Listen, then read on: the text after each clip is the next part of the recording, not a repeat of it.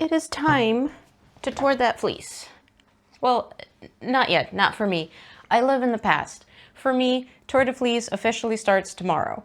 And I know it doesn't matter. I know a lot of people just take the entirety of July to be Tour de Fleece and all of those things. I want to start on the 4th of July, which is tomorrow. Now, what I want to be able to do is I want to just grab my fiber and go tomorrow. There's things that need to happen before I can do that. So the first is I know what fiber I want to spin. I know how much I want to spin, but I don't know exactly how I want to tackle it.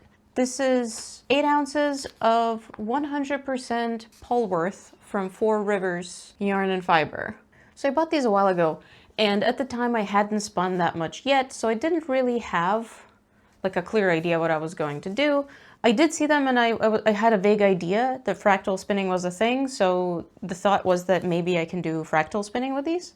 The first thing I want to do today, just so that I'm completely ready tomorrow, is just play around with this fiber, look at it, and see what I might want to do, and hopefully decide by tomorrow so I can just go ahead. Now so far, for just whatever reason, I've been spinning 2-ply fingering weight yarns. And I'm thinking if I want to do a fractal spin, especially with what looks like pretty long color changes, at least in the braid, I feel like 3-ply would work better because it's going to break up the colors more. So it's definitely something on my mind. I'm definitely considering a 3-ply yarn, but the second I started thinking about 3-ply yarn, I was like, oh, what if I chain ply it though? Because I haven't done that either. Also, this is Polworth, so I would assume that it's not gonna fight me to be spun very finely. Even if I decide to go the 3-ply route, I'm still hoping I can get around fingering to sport max. That's just because that's the yarn weights I prefer to knit. I do really wish I was less of a fussy person because I really do prefer to spin from fiber that hasn't been pre-drafted or separated or anything. Oh, this is gonna spin so finely. Oh, I can already tell I'm gonna love it. So as you can probably tell, I'm really struggling deciding. I think fractal is gonna win. Maybe I'll post some pictures and ask some friends. In the meantime though, in my last spinning video, I was complaining that this band here wears through really fast for me. And what some of my viewers pointed out is that sometimes there's a little sharp seam in there, in that little groove. To be fully ready for Tour de Fleece and not have to worry about changing it out or it breaking on me, I'm just gonna go through and sand them. This is, I think, yeah, this is 220 grit sandpaper. I know this is specifically for a sander, but it's what I have. I just did not want to go to the store right now. I think I've decided, or at least I've decided enough to actually start dividing my fiber for a fractal spin. Thanks to Yente's community. And I don't know if the individuals want to be called out or not, so I'm going to call out the entire community. Yente's Patreon community is super nice, and now I feel a lot more confident. One of the things they pointed out is that this kind of flattens. Like, it doesn't look like it does, it just looks like a little noodle, but you can tease it apart into a much flatter thing that already seems to be dividing into 3 for some reason, naturally. Oh, hi! Hello. What's up? Oh, hi. You just want attention. Of course you do. Hey, no. You can't kill it. It's not alive. Well, I can't do anything now. There's going to be so much cat hair in my yarn. You're going to add like 4 ounces of fiber to this just from your hair. I was hoping I could maybe start doing things. Oh. Hi. Okay. What are we doing? Had enough? You're going? Yeah? There we go. So much cat hair.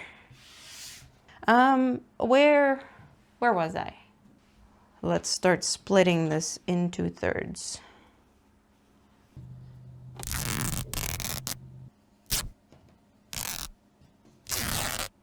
Behold the entrails. Hold on, I'm gonna give you a closer tour. I think it's gonna look really pretty. Isn't this incredible?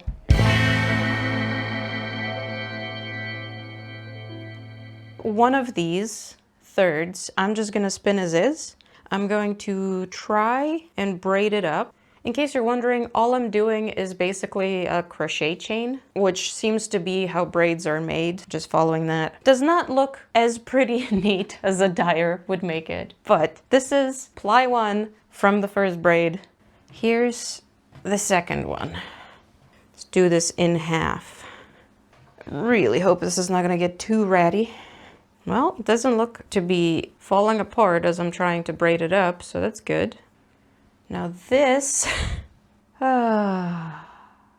I dare? Do I dare dividing this into 4? I think I can. I'm just gonna do it. It's gonna be fine. This isn't as bad as I feared. I think it'll be okay. I think these are still holding integrity. These are so cute. I have survived. Here's the third ply. Here's the second ply. Here's the first ply. And here's what a non-deconstructed braid looks like. Oh, it's so pretty. I'm so excited to see the yarn.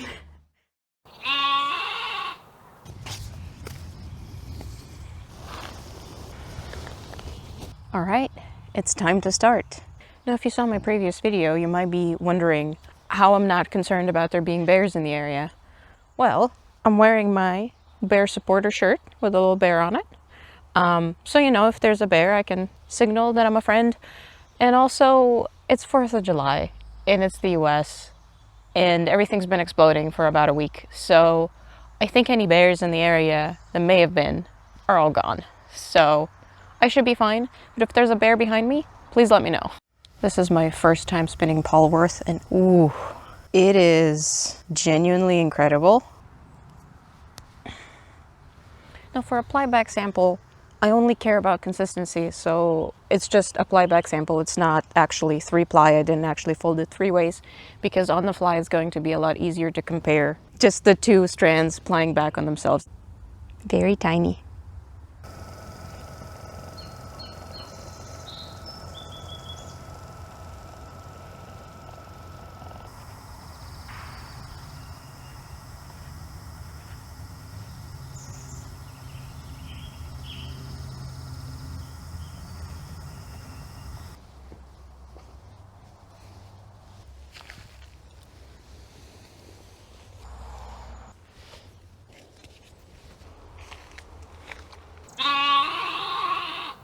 Here's what we have. The transition is a lot nicer than this. There was actually quite a bit of blending between the two. It's just how I laid it on here. It's so thin. So I haven't been spinning as much as I had hoped. And actually, I'm still exactly where you left me. I haven't really spun that much. I'm at the beach today, and I'm spinning some more. Hopefully, I'll make some progress, finally.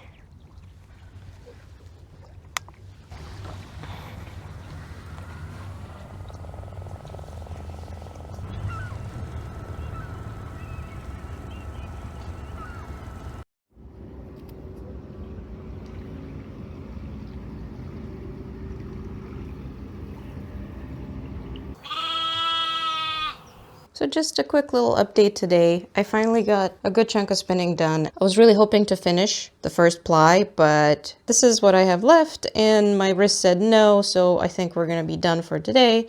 But I did get through the red and another chunk of yellow and then back to gray. I got a bunch of chores done. I even started editing this video. Look at me being on top of things. But most importantly, I finished my first single. I'm definitely not spinning as much as I thought I would be able to, but we're gonna try to be nice to ourselves about that. There's still a lot of time. It's gonna be fine. It's gonna be fine. I'm thinking about going spinning outside. The weather seems nice. So before I do that, I need to replace the bobbin.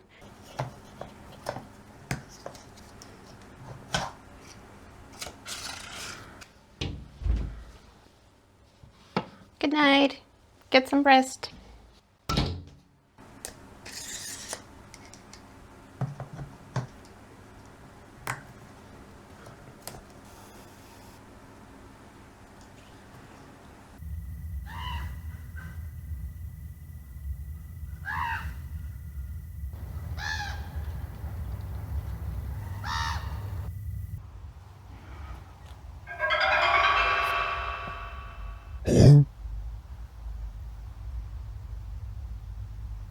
There's a squeaky toy that's very upset with me.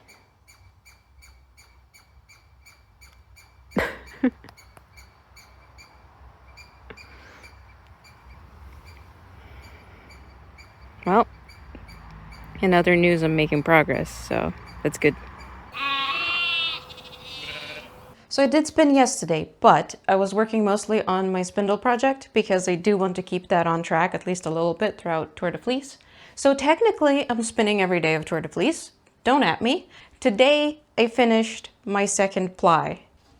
Here's my first ply. Here's my second ply. Whee! They don't look that different. At least not in this form. And with those plies, having a nice rest, I can start spinning these little cinnamon rolls, all 4 of them. I'm very excited because the colors are gonna change so fast. It's gonna be really fun. Hi, it's been a few days. I have been spinning, I think every single one of them. Definitely at least a few flicks of my Turkish spindle. I thought I was being way too careful and way unambitious with my goal of 8 ounces and preparing for this for more than a month. But my body decided that it's still a no. I'm fine, but I am being very careful. I'm starting to feel like it's very unlikely that I will actually spin all 8 ounces before the end of Tour de Fleece. I'm totally fine with it, and you should be fine with it too. Sometimes our squishy little skeletons wrapped in meat say no. And if you don't listen when they say no, bad things happen. So we don't do that. I am down to the last cinnamon roll for the 3rd ply, and that's the goal for today, is just spin this up. Let me finish this up and and I broke it immediately. Come on. Don't do this to me. I will say I am getting better. This project is the one where I struggled with breakage the most. I am spinning a lot thinner than I've ever spun. I'm spinning a lot faster than I've ever spun. So that's not too surprising. And also Polworth is quite slippery. So, you know, I'm getting better though. I'm definitely experiencing a lot less breakage than I did in the beginning. So I'm improving, but it's still happening and it's very annoying. And I know people like spit splicing. I really hate it. I don't know. I don't like the process of it. And because I don't like the process of it, I never felt it enough, I feel like. So sometimes I have to redo it 5 times. Like when I'm knitting, I'd rather just weave in 2 ends and spit splice. I'm sorry, I just don't like it. And now that I've joined my last cinnamon roll and I'm in the groove, I want to talk about something that I've discovered as part of this process. As I started noticing a lot of fatigue, because despite my best efforts, my muscles still weren't ready. And sometimes it just takes a lot longer than a month, apparently. I noticed something. And if you're very sharp-eyed, you may have already noticed it too. And yes, it's how I draft. It's how my right hand is positioned when I'm drafting. And usually when you see people spinning or teaching, they're doing it this way, with the wrist kind of facing up. And this is fine, there's a lot of control here, but there's only one point you have control over. All of the work, stop for a second. Basically, absolutely everything depends on these 2 fingers. This one is kind of there for support, but it's just constantly one point of control, and this is it. As my muscles started getting a little bit fatigued and a little bit tired, I found myself instinctively doing this a bit more. And at first it was just like an occasional little flip for just a few seconds, but the more I paid attention to it, the more I did it because it felt so much nicer. This way you have multiple points. So there's still this point that's still your main control, but you have the addition of all of the other fingers to add as much resistance to allow or not allow twist to go past your hand. I'm very much not a believer in an invention of an individual, really. I feel like everything you come up with comes from somewhere else or starts from some kind of thought or idea you saw or heard or somehow experienced and then processed yourself, right? There's nothing invented in a vacuum. So I started thinking and I realized I've been spinning a lot on my Turkish spindle. And that's how I draft for the Turkish spindle. I draft like holding my wrist down. And I'm pretty sure that's just how I instinctively drafted the first time I picked up a drop spindle. I need to check my video where I actually do that live on camera. Very convenient documenting things on camera. I can just go back and check. But I also know that spinning Sarah drafts like that, so I know I didn't make this up. Long story short, I feel like I strongly prefer drafting with my wrist down for the wheel as well. And if it's something you've never considered, maybe you should give it a try, because it is very interesting. It feels really awkward at first, even though I was doing it a lot on a spindle. I've been doing it every day for more than a month now. Actually, I forgot to do some yesterday. That was the first day I missed this entire summer. So almost every day. Now, if you already draft like this while spinning on your wheel, please let me know. I would be very curious if that's how you were taught, or if you just randomly found this to be easier. I would be very curious to know how many spinners there are who have at least tried drafting with their wrist down, because I really don't think I've seen it that much. And given that most books I see don't really show that at all, it's just such an odd thing to just completely overlook. It seems like such a great option, to me anyway.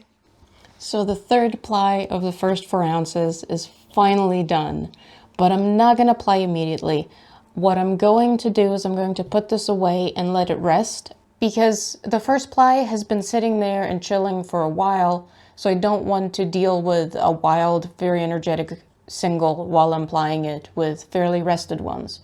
So usually our morning routine is there's a little sunbeam on the ground and he lays in the sunbeam and I have to pet him the entire time he's in the sunbeam, because if I'm not, then he cries and scratches and it's just a terrible time. Apparently I have to be petting him at all times when there's a sunbeam. But this morning there was no sunbeam, so I think he's trying to make up for the lost pets. Yeah, there was no sunbeam for you? Yeah, no sunbeam. Bonk. Is that Bobbin? Yeah. Can I do this with a kitty being very involved? Ooh, my brake band's looking fine. I think sanding really did wonders. Thank you for the help.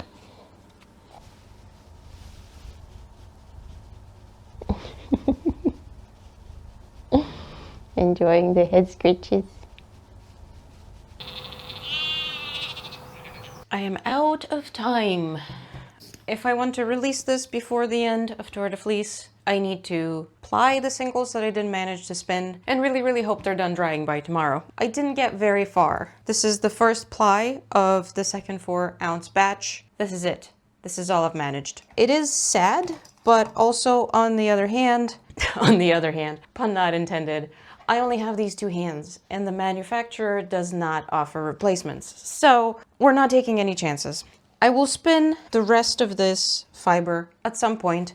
I'm thinking about setting aside 15 to 20 minutes every day, maybe starting next week. I do want to give my hands some proper rest time for a little bit, and I have a spindle project I want to focus on.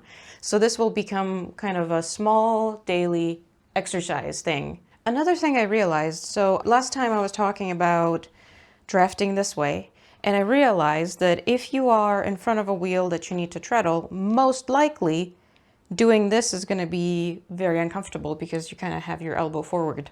That's why it makes sense that most teaching materials I see teach this way, because usually they're using a wheel you would treadle, like a normal wheel, not an electric wheel.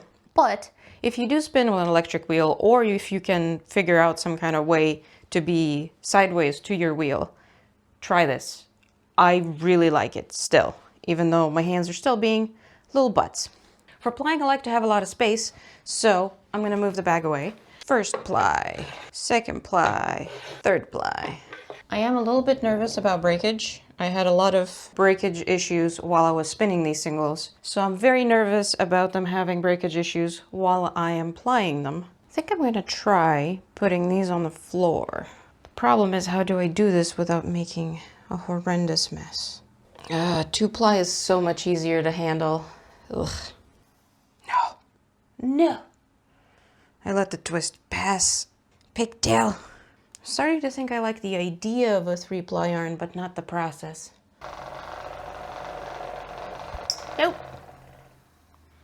First breakage. Now what? How do I deal with this? I don't think I've ever had such an unpleasant experience plying. Like ever. This is awful.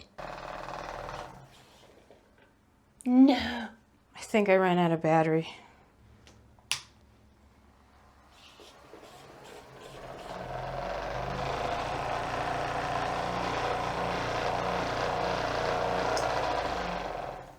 Interesting discovery. The same speed setting when the wheel is plugged in is way faster than when it's going off the battery. So it's already not that consistent, so now I don't even know how to match it. It's also trying to walk off the table now. I'm having adventure after adventure today. I'm not super delighted about any of that. Oh, I think I finally am getting the hang of this. It sure seems like if you want to have a good time doing a 3-ply, you need at least 8 hands, minimum. And the breakages, I'm not having as many as I was worried about. Some of them are just weak spots, but a good chunk in the beginning were just a sharp spot on the bobbin. I found one and cleared it up, and I immediately got less breakages. Now I also figured out that I can use this as a hand to keep the twist from entering if I need to set things down. Oh, I have a feeling that I'm still underplying. It's hard for me to tell because this is a 3-ply, so things look very different here. According to this, I am way overplying, but these are rested singles, so I don't know. I have no idea what I'm doing. Oh, it is the end. I'm free. The first ply was the first one to end. And despite all of the hard times I had, all the swearing, I persevered. It is done. This is my Tour de Fleece yarn. Let's nitty-nutty this, and let's finish it, and let's see if it's gonna work out or not. Behold, my jar of finishing. A splash of liquid doom. Make sure it's well mixed in. Into the jar with ye. Looks very curly in there. Hello.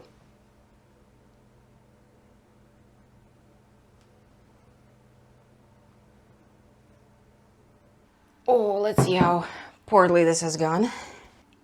You see how curly this is? Look at this nice lemonade I made. I don't think it's for drinking. It's not looking good, chat. It's not looking good. Let's give it some snaps. Do you see how ramen-y this is? I know a lot of things can change as the yarn dries, but as I was plying this, I was already kind of feeling that maybe I'm underplying, and this is confirming my suspicions. I think I put a lot of energy into my singles and not that much energy into the ply.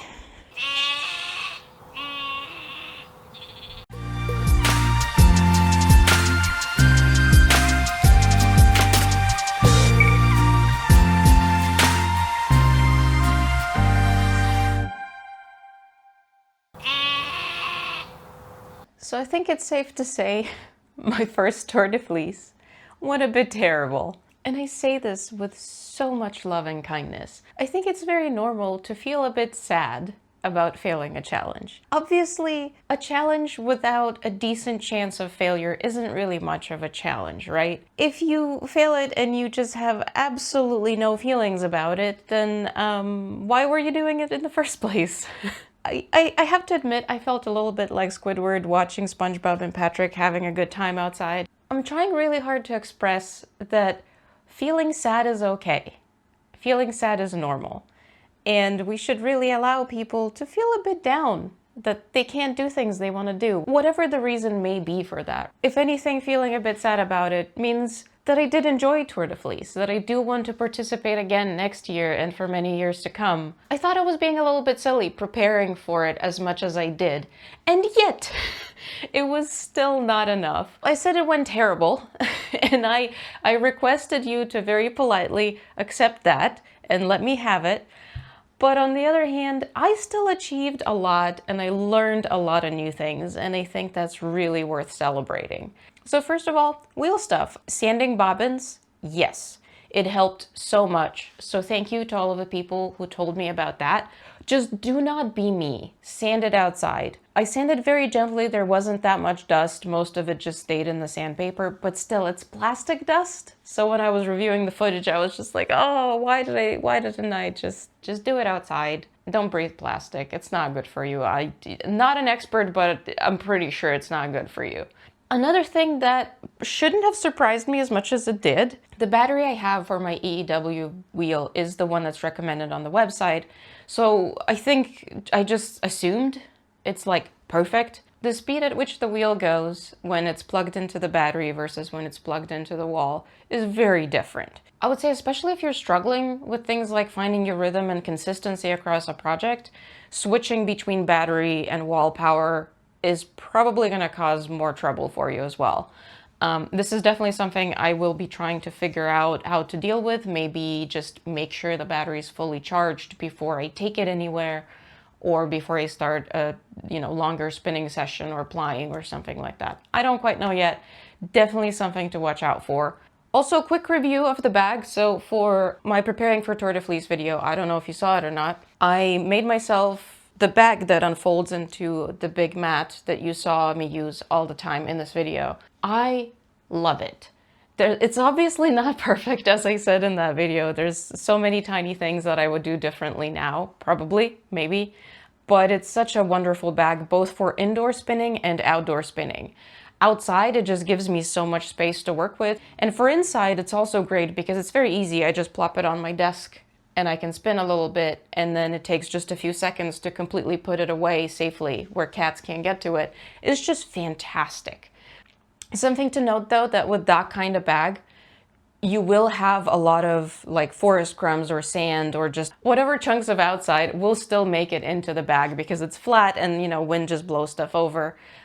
So if you do use it for inside and outside interchangeably, you will be tracking stuff inside. After spinning on the beach the next day, I found a whole handful of sand inside. That's just how it's gonna go. Then spinning. Because I was having trouble with my hand, I found a different way to draft that I think I prefer now. I think it's allowing me to spin more, but also I think I just prefer it in terms of control. So that's fantastic. I don't think it's something I would have figured out if I wasn't struggling. Now let's get back to this and why there really isn't a proper reveal. It's still damp and I really need to be done with this. So I'm sorry, but it's gonna be ramen-y like this. I need to move on. I need to go on to do other things and I need to start making other videos. I will fix this, I promise you. As you can see, there's a bit of this gray that looks perfectly fine and normal because it has a lot more twist than the rest of the yarn. And then you see the bits that have less twist are the bits that are ramen-y. There's another way to tell if you have too much ply twist or not enough ply twist. It's very simple. The yarn will tell you. See this little curl? The little pigtails are twisting S-twist. And what that means is that your yarn wants more S-twist. S-twist was my ply twist. It just wants more ply twist. So yeah, easy fix. I just gotta do it once this is dry. I suspect that you really shouldn't be running yarn through your wheel while it's still a little bit damp. And if you're wondering why I just plied the whole thing and didn't sample, it's just how I roll. I think once I become more comfortable with spinning and I know exactly what I'm doing and why and how, I'm gonna get into sampling very heavily. You see me swatching when I knit all the time, and I do think I'm just not quite there with spinning. With spinning, I'm still focused a lot on just the basics. Handling 3 singles with this much twist in them was a challenge. It really was a challenge. It made me very unhappy. The first bits before I just kind of figured out the absolute basics of how to just handle it and not lose my mind in the process, I was really worried. I was like, I never want to do this again, and I have another 4 ounces to do this with, but I really like the 3-ply yarn that it's making. What do I do? Do I just never do a 3-ply fractal ever again? I was being very dramatic. I think I'm gonna have a much better time next time I do it. Yes, I know the answer is to sample and to figure out exactly what things should be. I should have just taken a chunk of this and finished it and then used it as like a reference, but I didn't because of who I am as a person. So yeah, long story short, I am a little bit bummed. I couldn't do as much as I wanted for Tour de Fleece. And I am a little bit bummed about this video because I wanted the classic video where I'm having a great time and things are working out and there's just gorgeous yarn to be shown at a reveal at the end. But I also think it's very important to show things not going well sometimes. And at the end of the day, you do learn a heck of a lot more from things that don't go your way. I feel like I say this in every single one of my spinning videos. Thank you for hanging out through this, a bit of a tumble off a cliff of a video. I hope you still enjoyed. And if you're new here, give me a like or a subscribe or a comment or all of the above. It all really, really helps. And I'll see you in the next one.